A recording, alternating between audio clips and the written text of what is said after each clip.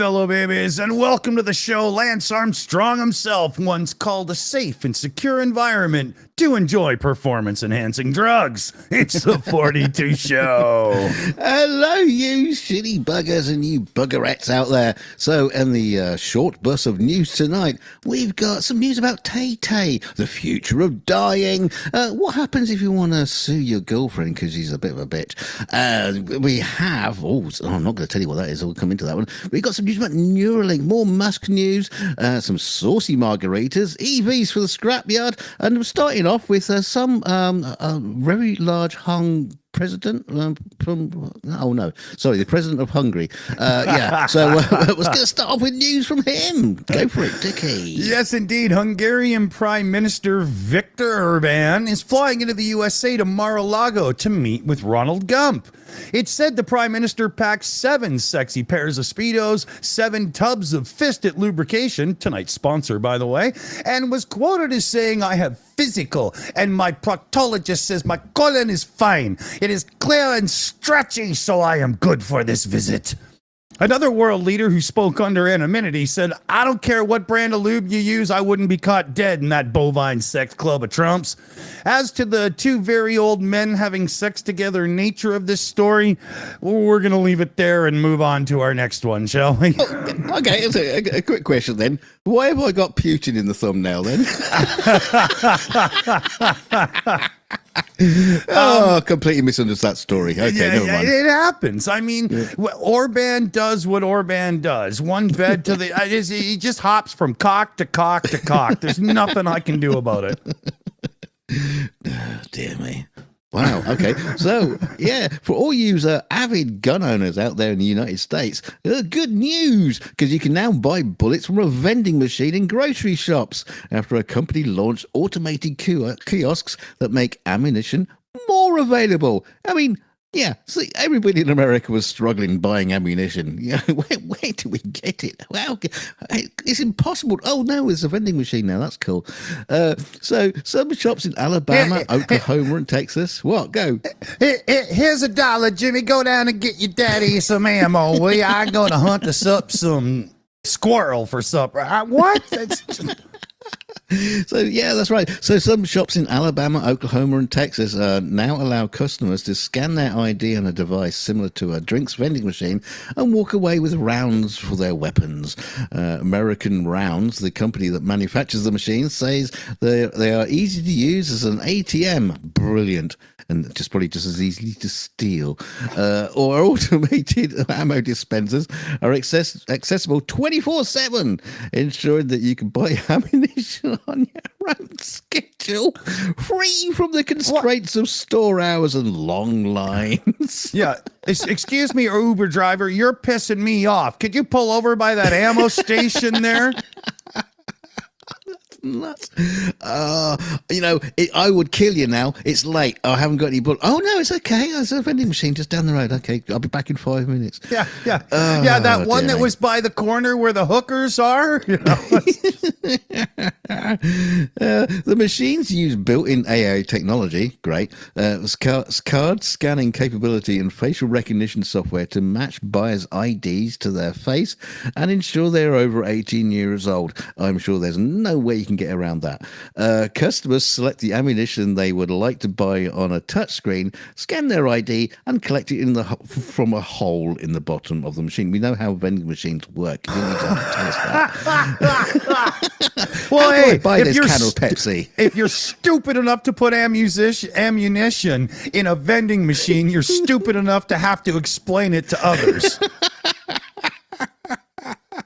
The company says it will continue to roll out the devices in states where hunting is popular, including Louisiana and Colorado. Yeah, okay, whatever. But a promotional video for the machine shows a customer moving through a shop using the vending machines on a motorized wheelchair before raising her fist in the air and shouting, "It's ammo! Woohoo!" What did you think she was buying? Can you fucking imagine Clint Eastwood? "This is the 44 Auto Mag, the most powerful handgun in the world, and I shall now reload it from a vending machine." In all the excitement, I may have run out of bullets, so I'm just going to Pop a dollar in this vending machine. Don't worry, honey. Oh, I no, never got a shoot sandwich. blanks. Yeah, now I can go to the vending machine. Oh, dear. Wow. Okay. So, here's one that I thought was very, very interesting. There's all kinds of levels to this. Good on you for finding it, but Lord Thunder and Jesus, it's going on. So, U.S. intelligence discovered earlier this year that the Russian government planned to assassinate the chief executive of a powerful German arms manufacturer that had been producing artillery shells and military vehicles for Ukraine. And this is according to 5 U.S. and Western officials familiar with what's going on. This broke just hours ago on CNN. Got to give them credit because they broke it. The plot was one of a series of Russian plans to assassinate defense industry executives across Europe who were supporting Ukraine's war effort. The plan to kill Armin Paperger, a white-haired Goliath who has led the German manufacturing charge in support of Kyiv, was the most mature. What the fuck does it matter his hair color? Who wrote this? When the Americans learned of the effort... What was he wearing? Oh, I'm interested now. Yeah, exactly. Man, your britches, you know, you got. They informed Germany as soon as the Americans figured out what was going on, and Germany's security services were able to protect the dude and foil the plot. A high-level German government official has confirmed that Berlin was warned by the plot about this plot by the United States. For more than 6 months now, Russia's been carrying out a sabotage campaign across Europe, largely by proxy. It has recruited local amateurs for everything from arson attacks on warehouse linked to Arms for Ukraine to petty acts of vandalism and violence, all designed to stymie the flow of weapons and blunt public support. Where did they go to? Like Fiverr or something to hire people? Yeah. Hey, you got a lighter? Yeah, good. Here's the address. I mean, really? But the intelligence suggesting that Russia was willing to assassinate private citizens underlined to Western officials just how far Moscow is willing to go in a parallel shadow war it's waging across the West. Paperger was an obvious target. His company, whatever it's called, is the largest and the most successful German manufacturer of the vital 155 millimeter artillery shells that have basically become a make or break weapon in Ukraine's grinding war of attrition. They are. The company is opening an armored vehicle plant inside of Ukraine in the coming weeks. An effort that one source familiar with this whole situation said was deeply concerning to Russia. Yeah, no shit, Sherlock. After a series of gains earlier this year, Moscow's war effort has stalled a bit more, although, we just heard of the crushing missile attacks and the children's hospital that was hit. It's all very horrific. There was a couple of hits today, at least one we heard of for sure. It's awful. So there's a bunch of these plots too. It kind of helps explain the increasingly strident warnings from NATO officials about the seriousness of this sabotage campaign. So we're seeing sabotage, assassination plots, arson, seeing things that have cost inhuman lives. Senior NATO official told reporters, this was like a day or so back. And this same person, under the cloak of anonymity, of course, I believe very much that we're seeing a campaign of covert sabotage activities from Russia that have very strong strategic consequences. Yeah, it doesn't surprise me at all. I mean, these are Russians. I'm surprised they're not targeting the small children who polish the inside barrels of the guns. Yeah, well, Dave, the last 48 hours has been unbelievable, atrocious war crime-like behavior. They are terrorists, they are murderers, and they should be recognized as such by everyone. Yeah. They don't have a very good CV at the minute. That's all I can say. Yeah, exactly. A good orc is a dead orc. Yeah, it's awful. I'm not given any room for, but some citizens don't want, no, fuck y'all now. You don't want to be a part of it, get the fuck out. If you're a Russian military and you don't want to be a part of it, then do the right thing and instantly give yourself up to your Ukrainian soldier before they have to kill you.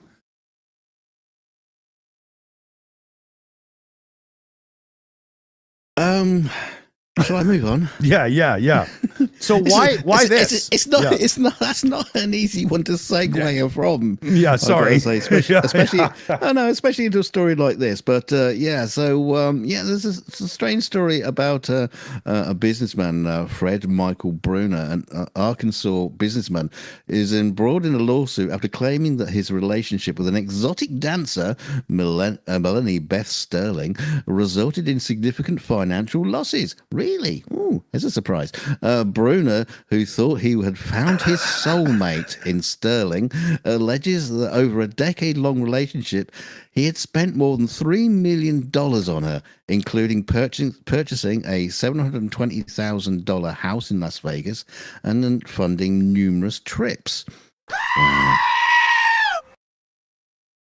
Dear. Bruner's lawsuit filed in Washington County Circuit Court accuses Sterling of fraud, breach of contract. What kind of a girlfriend has a contract?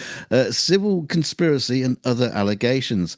He also names unidentified co-conspirators in the lawsuit, referring as John Does. The relationship began in June 2014 when he was going through marital troubles and visited a Las Vegas gentleman's club. Sterling, working as a dancer at the club, took Bruner to a private room for a dance and subsequently began a relationship with him. Oh my God! Within minutes. No, but it's you that I love, honey. Let me just sit on. I need a house. Is that your wallet, or are you pleased to see me? Yeah. The lawsuit details how Sterling, realizing Bruner was wealthier than most of her patrons, pursued a romantic relationship with him. They exchanged thousands of text messages, took trips together, and Bruner frequently sent Sterling substantial sums of money, believing their relationship was exclusive. Yeah, right. Sterling assured Bruner that they would live together and grow old as lovers after his divorce. Oh, my God. I'm sorry. He's getting the cat. What the fuck is wrong with you? Yeah, that cat's more sober than he is. Yeah, in 2019, Bruner bought Sterling a $720,000 house in Las Vegas. Shortly after the purchase, Sterling transferred the home into the Melanie B. Sterling Living Trust without informing Bruner. What? The lawsuit claims that Bruner discovered in January that Sterling had a boyfriend during their relationship. No. What a shocker, which led him to realize he had been deceived out of millions of dollars. Bruner alleges that Sterling made several false representations to extract substantial assets from him. He is seeking to recover his financial losses, arguing that Sterling's reactions amounted to a fraudulent conspiracy. No, the thing is, he's confusing fraud as having a girlfriend. Yeah, there's no fraud here. You're just so stupid you thought you could buy the love of a pretty woman. You moron. You do that. Yeah, you do that. There's women that do that. Yeah, he's definitely saw on that movie Pretty Woman, and he thought, I could do that, and she'll love me forever and ever and ever. Yeah, she kissed me. She loves me,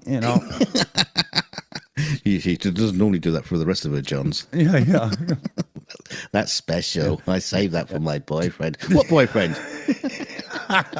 Exactly. You utter fool. Yeah. By the way, Fred Michael Bruner, I've got some special beans you might want to buy. Just give me a call.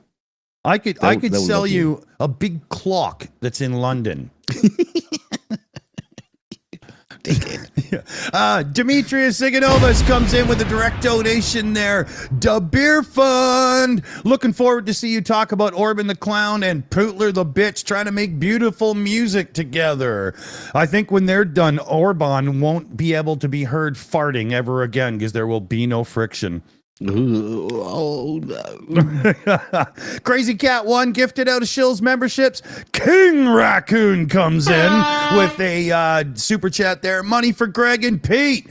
God bless. Please pass on, buddy. It will be done. It will be done. And Petra Olsen comes in with Shritas Kroner there, 129 of them as well. It's a standard thing. She's literally the queen of consistency. So points there. With love to Ukraine, I do believe is the standard message as well. Is that, have you got that copy and pasted now, Petra? Is that, how do you get that in so quick every time? And then Hot Dog Lou Bricant put in a message here as well. I love the name. I would love to donate some memberships, but is that feature turned off? Well, Crazy Cat just gifted out a membership, so it should be viable. Maybe try refreshing your browser, because right now I don't even show up as a member, but I get billed every month. So figure that one out. YouTube does play little games like that sometimes. Sometimes you can do it, sometimes you can't. Yeah, you just got to tickle the bum just properly. And YouTube goes, well, okay then. Please direct me to this bum of YouTube that needs tickling. So, Fisker, not Fist It, Fisker. He's a guy who made the car called the Karma a bunch of years ago. He went bankrupt and he came back and he made a new one called the Ocean with a new company. What have they done? You guessed it. They went bankrupt as well. So for those of you who were stupid enough to buy a car from him the second time around, and there's a decent amount of you because it seemed like it was going to be a cool car, what you've ended up with is a car that in the next 30 to 60 days, the company Fisker, because they're gone, will probably stop paying. I think it's T-Mobile that holds the account for them for their eSIM, you know, all this connected car stuff. And one of the first things people are starting to notice is that you won't be able to open and close your own sunroof. Because listen to this, everybody. Fisker must have thought BMW were onto something with their subscription service heated seats, and Fisker was going to make the sunroof in the car you own a subscription service so that you would have to pay to be able to open it and close it, even though the motors and everything are in the car. What they did when they set the company up was they set it up so that you had to, when you hit the button to open and close your sunroof, it actually talks to the cloud first, and the servers say, yep, they're allowed to, and then your car opens and closes the sunroof. Now, Fisker as a company never actually enabled this feature, but they built it in from scratch. So as soon as the network service goes down for these cars, the owners won't even be able to open their freaking sunroofs. Right? Now, it's worse than that as well, because the Fisker Ocean famously came out before the software was baked and finished. But those in the beginning were only paying like $70,000 for the car. Whereas once the software was baked and finished, you'd be paying like $90,000 for the car. So now what you've got is a situation where a lot of people in the industry consider Tesla's big screen really good software, but kind of underperforming hardware. It's got a slight lag when you scroll. It's not like an iPad. It's not that good, right? Whereas the Fisker has really wicked performance in its whole screen and stuff, but the software is still half-baked, and they're still missing features and whatnot. So a group of owners, 2,000 of them worldwide, are now lobbying with a lawyer to get in on the bankruptcy auction because they want to get a hold of the software and stuff and continue and make these viable cars for the purchasers and not just leave them screwed. It'll be amazing to see what happens. They should have some kind of legislation on this sort of nature of thing, on the software of cars. You know, if you can no longer access their server, it should go back to a failsafe which unlocks all the features. That's everything. Right. That's right. At the very least, because if the company, due to proprietary software and, you know, things we want to keep and license out and, you know, blah, blah, won't do it, it should be mandated on them on the spot. You know, Absolute nonsense. So you've got people that paid $70-some thousand for this high-end electric vehicle who are probably screwed unless the courts step in and fix it. And this is not just the courts in America. There's Norway, there's Canada. You know what I mean? There's so many countries involved in this. This could take years. There's got to be a better way, because if you have some standard car from 30 years ago that's just a regular car, the fact that the company goes bankrupt doesn't stop private industry from stepping in and making parts for it, like front control arms, and I won't go into the engineering. But if you can't get to the software, you're screwed, right? What are you going to do? Park it for 10 years while somebody reverse engineers it? So right? I could rant on this a long time, but we don't own things anymore. We're renting them. You can buy a baby monitor that says, works forever, blah, blah. And then the company changes hands and they just change the terms of service. And now you've got to pay a subscription or you lose your features. Oh, your baby. Right? It's so bad now. Companies just think we're open wallets to just steal from. Well, there's good news on the horizon here, Dick, because there is a company in Switzerland who have managed to figure out a way so you can get away from any kind of future subscription service. That's right. The death capsule designed to carry out assisted suicides has been banned by prosecutors in Switzerland weeks before it was set to be used for the first time. Wow. The Sarco, short for sarcophagus, would enable the euthanasia patient inside to press a button and die within seconds, according to the company behind it. Yeah, they're called Teslas. The case, which looks like something out of a sci-fi film, has been described as the Tesla of euthanasia, filled with nitrogen to starve the occupant of oxygen, rendering the patient unconscious before they die. Its creator, controversial assisted dying advocate Dr. Philip Nietzsche, brackets Dr. Death, claims his invention could allow users to die swiftly and painlessly. Oh God!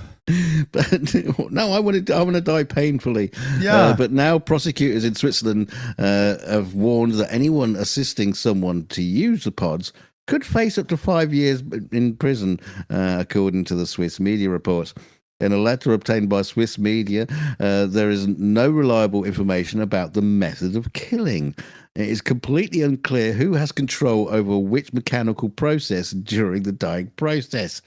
Prosecutors say that under Section 115 of the Canton's Penal Code, it would be impossible to establish who was responsible for killing and, as a result, blocked the device's introduction. The ban followed after Nietzsche revealed in an online forum on June 10th that the Sarco's deployment in Switzerland was expected in the next few weeks. He said the machine can be towed anywhere. Is it like a Bring caravan? out your dead! It's like a mini caravan. He said it can be an idyllic outdoor the county setting. fair's coming. Get Grandpa. Don't tell him. Get in this motorcycle. It could be an idyllic outdoor setting or on the premises of an assisted suicide organisation, for example. While the Australian researcher claims that this device would give people the chance to end their lives in a peaceful way, pro-life groups have warned that the sleek, futuristic-looking pods glamorise suicide. Yes. Yeah. I don't want to I'm sorry, what? That thing is so cool looking. I don't care if it ends. I gotta try it. Like what? Oh, I can't wait for all the reviews on YouTube. People will be trying it out. Now, somebody in the live chat here, where's the thing? If I could, Harry Roper in the chat says, well, how do they know it's painless? Yeah. Did somebody come back after and say, you know what? That's perfect, dude. Let's put it in production, right? Yeah, they take pictures of their face as they're dying, and if this is like me, it was a bit painful, that one. Yeah. They always seem to have erections, so it must be working well. It's just... We have one of those that just got big spikes on the inside. You just close the door. Yeah. One of those Iron Maidens that used to make. I was just going to say Steve Harris, the bass player, would be like, no, that's my name. Thing is, what's great, if they ban those things, they would make great motorcycle sidecars. Oh, you convert them. You know, I bet Clive Sinclair would have been like, oh, with 2 wheels, you know, and some pedals. Yeah, and you'll die a lot quicker. Yeah, you could die on your way to your dreary, meaningless job. You know? Oh dear. I get the whole hesitation though, right? Makes sense. So, okay, here we go. So this is strange. This is a Mexican restaurant. This is where you would expect to get food that tastes okay, and it's a fun place to be and whatnot. What you don't expect is this: a man pouring a margarita down the crack of his wife's ass. But this is exactly what went down. Did he salt the rim first? A couple of times, to be sure. A Georgia pop a wedge of lime in it. Here, lickety split. We can get to it. So, a Georgia couple were filmed engaging in an explicit act with a margarita inside a Mexican restaurant, and I'm still not 100%. I barely have the lung capacity to laugh and talk. These two were later arrested because the wife called the cops to bitch that what they did was spreading online as a viral video, no less. So he was pouring the margarita down her butt as a funnel to go into like another glass that you can't see because of the blur of the picture, right? But it wasn't working out very well. So he decided to just go all in and make the effort count. I shit you not. He's pouring it and it's. I thought he might be drinking it and squirting it up her ass like some kind of tequila enema. It's kind of like putting your mouth at the bottom of Niagara Falls. It's kind of gonna get all over the place, but it's. You know, like, did she forget to wipe when she come out of the bathroom? And he's like, no problem, honey. We'll get that cleaned up for her. What is going on in this person's life? They also did a thing here. Let me just fix that picture because nobody want to be seeing that for very long. They also did a thing where she pulled out her left titty and he started going on it like, you know, baby whatever from... Who Killed Roger Rabbit or whatever that damn movie was, you know, Baby Herman, right? You know, Who Framed Roger, whatever, you know, but yeah. So be careful when you're in restaurants, because when men drink from their woman's butts, it's probably not a sanitary environment. And as such, I do believe you should forego your appies and get the hell out of there. You know, we were talking the other day on one of the after shows or something. I was saying, you know, I used to drink tequila. I quite liked it. Suddenly gone off it. Yeah, just, you know what I mean? That's the most, I can't believe, who the hell thinks that's an appropriate thing to do in public? What is wrong with you, you know? Yeah, you could at least pour it over a pussy. Don't Jesus Christ. Well, I mean, it's good they blurred it out because otherwise I'd have had, you know, no idea what was going on there. But, you know, if you don't want things blurred out and you want to see things perfectly clear, a Twitter user is selling contact lenses which have seen Taylor Swift. I'm sorry, what? These contact lenses, they have seen Taylor Swift. So he's selling them for €1,300. The now viral post appears to be a joke at the expense of dedicated Swifties who will fork out cash on anything the star has ever been near, raking in nearly 8,000 likes on their picture of the two used contact lenses. The sale is possibly bogus, but it has inspired others to do the same. Could you imagine what you could get for for a tissue she threw in the trash when she's like, you know. Don't even say that. Don't even say that around here. Get people palpitating. She probably has people walking behind her with a little incinerator, just getting rid of her shit to make sure, right? You know. Yeah. So Taylor Swift's Eras tour, not Eros, is ongoing and has recently finished up dates in the UK where she played Liverpool's. And yeah, who cares? But I will just jump into this other story very, very quickly because about her tour, researchers have detected seismic activity as far away as County Wexford during one of Taylor Swift's sold-out Aviva Stadium shows last month in Ireland. Ahead of the concert, researchers at the Dublin Institute for Advanced Studies set up 21 seismometers outside the stadium in order to monitor seismic activity, such as vibrations, shakings, or tremors. Yeah, we know what seismic activity is. Yeah. That's like saying, you know, they were swimming. You know that activity you do in water? Yeah, I like it because, you know, they make sure you know because it's caused by the release of energy passing through the Earth's surface, just in case you didn't know what seismic activity was. But anyway, the research team found that during the first of 3 shows, a seismic activity caused by 50,000 fans during Swift's performance of a 2014 hit Shake It Off was detected by a seismometer over 100 kilometres away in County Wexford. Using data from the 21 seismometers placed at the Aviva Stadium vicinity, the team found that the first concert generated the most seismic activity, yielding an output of 5,600 joules. Fans generated 5,500 and 5,250 joules in subsequent shows, researchers said. Swift's performances of Love Story from a 2008 album Fearless generated the largest seismic waves during the 3 concerts, according to the research. Yeah, you know, the people at LIGO, you know, they're detecting gravitational waves, you know, they're actively petitioning her to just shut the fuck up for 6 months so they could do some research, right? Oh yeah, LIGO has to shut down every time you know Beyonce walks past.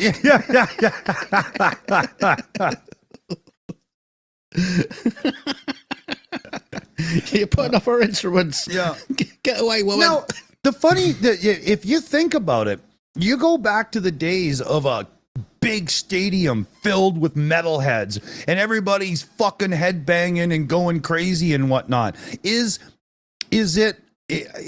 not, to me, I don't see how it could be the fans.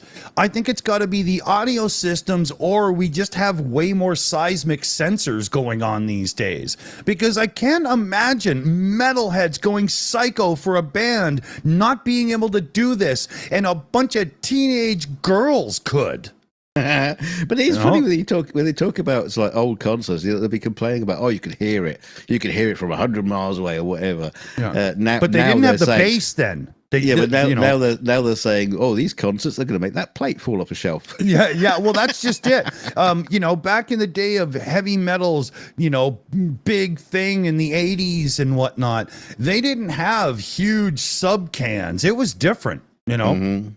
You know. Oh dear. Yeah.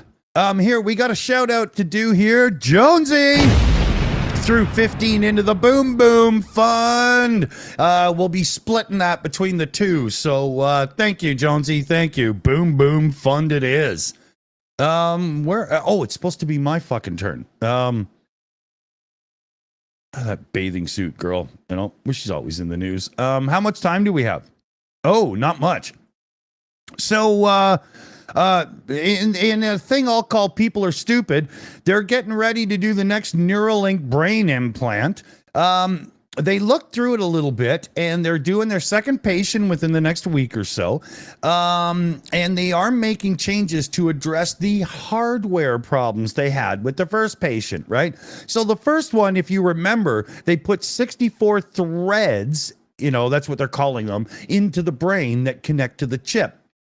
And that accounts for 1,024 electrodes in total, according to Neuralink. So, you know, for sensors or whatever, right, per one. But the first guy, he's already down to only a few threads working, right? And yeah, because it turns out that the brain isn't exactly a static object, and you get a little swelling, a little shrinkage, fluids, and this and that and whatnot. And they didn't account for that. So a lot of the threads have been pulled out. They have been able to tweak the software so the guy can still like play videos and stuff using the chip. So it's not a total loss. But one of the things they're going to do to make sure that they can fix it for the next round is they're going to do a little shaping of the skull to make sure that the distance to the chip and therefore the lines, the threads don't change so much. Now, I don't know about you, but even if I was, very restrictive of movement as a person, I don't know that I would go, like, I'm not sure I would get away from like an implant to try to get some interaction. I think that would be a thought I'd go for. I'm a very technology person, but we're going to reshape the inner side of your skull to make sure it works. That's like a tool and die guy just taking those little grinder thing and going, there you go, it's fixed. Yeah, Let's make bring some out more. the Dremel. Yeah, I don't know if I like that, man. No. It seems to me that the threads should be a little bit flexible and the chip should be attached to the brain itself, not the skull, and therefore you don't have distance problems. Problem solved. You engineer it. My God, we got the new Elon Musk sitting here. Sometimes you got to slap these people around and tell them how it's done. I'm the idea man. You just figure it out. Yeah. Oh, on the note of Biden's press conference there, everybody's wagging their tail about it. I've got a website browser window tab thing open, and it still hasn't started. They said it would be 7 p.m. Eastern, the earliest. It hasn't started yet. If it starts before we hit the button, we might cover it for a minute. If it doesn't, I don't know. Throw a dog a bone here. Yeah, somebody's got to wake Biden up. Give him a nudge. Oh, that's not him, but he's asleep. Oh, I got 52 seconds. So in a bizarre series of events... Take 2 minutes. Fuck it. A guy called Matthew Pancake, yes, that is his name, 31, was arrested in Hillard, a suburb of Columbus, Ohio, after allegedly breaking into several stores and a pet shop. Okay. Pancake was found wearing a leopard print onesie and had 2 hamsters in his pockets at the time of arrest. Okay. 2 hamsters in his pocket.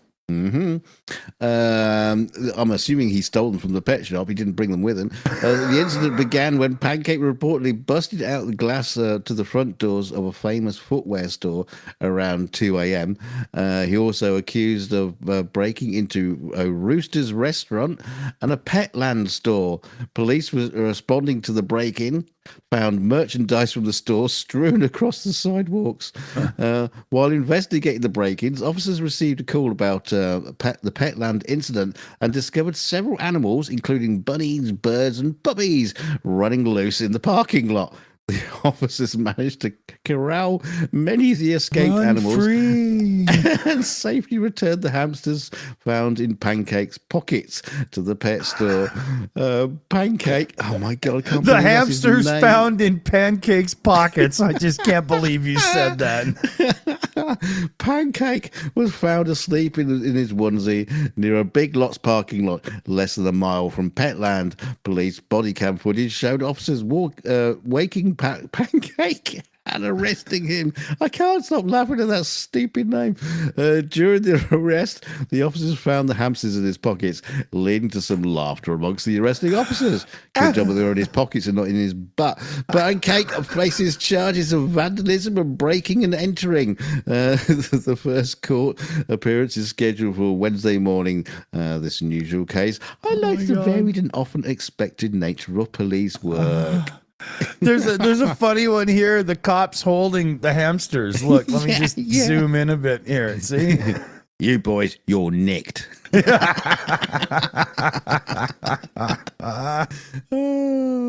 my God.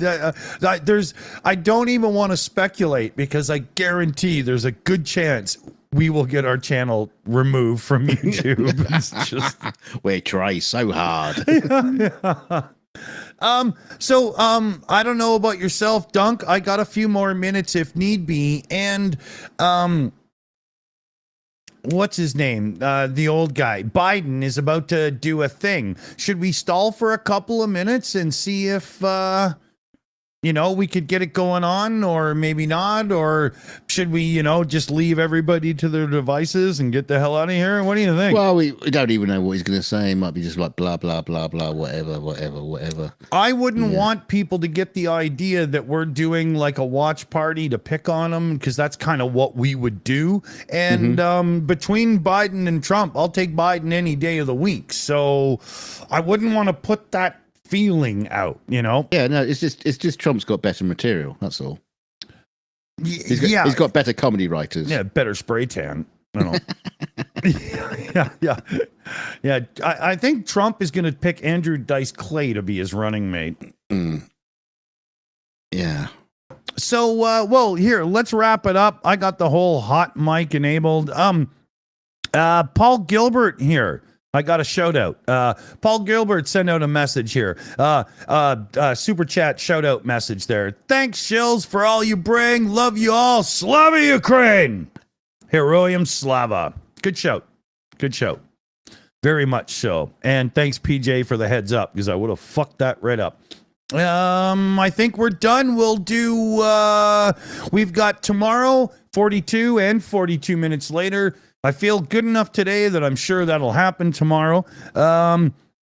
Lauren, one of our mods that's usually in the Discord and everything, is actually recovering at home. There was a hospital stay. So there is an e-card where you can do a little sign and say, get well soon and that kind of thing. It's in the Discord. You got to be a member of the Discord. Click the invitation link. It's a good thing to do. Like, share, and subscribe as well. We'll do thanks to the team and everything in the credits, because if I don't shut up, we're going to be live for about 7 years at this point. Remember, everybody, help curb the pet population. Make sure you have your spouse or partner neutered. What? Big shout out to our team in the background here. We got Annette on the live chat there. We got PJ CNet running the research team now. We got Shayna Caldwell, Crazy Cat, and Liam Wakefield. So thanks, everybody, because like you saw, I screw it up without the team. And thank you, everybody, for all your super chats, your donations, your channel memberships, and all the lovely goody things that keep this channel ticking over and running. Because without it, you'll be stuffed without us. And don't forget to like the video on the way out. So I'm going to do that right now, so you do the same. Subscribe. Look, Dawson's already said all this. He's taking my job away. And but don't forget to share us out. Share us out on social media. Do whatever you want. Change your name to Pancake and steal some pets from the store, as long as you're wearing the Shills onesie and gets into the news. That's all that matters. Or just make sizey eruptions. Or you could just share it on Facebook or something. Whatever you want, but share us out. It's important. So channel just keeps growing bigger and bigger and better and better. Good call, dude. Remember, everybody, you can only score a goal if you keep your stick on the ice. Be cool out there. See you soon. Keep your dick in a vice and stay shilly.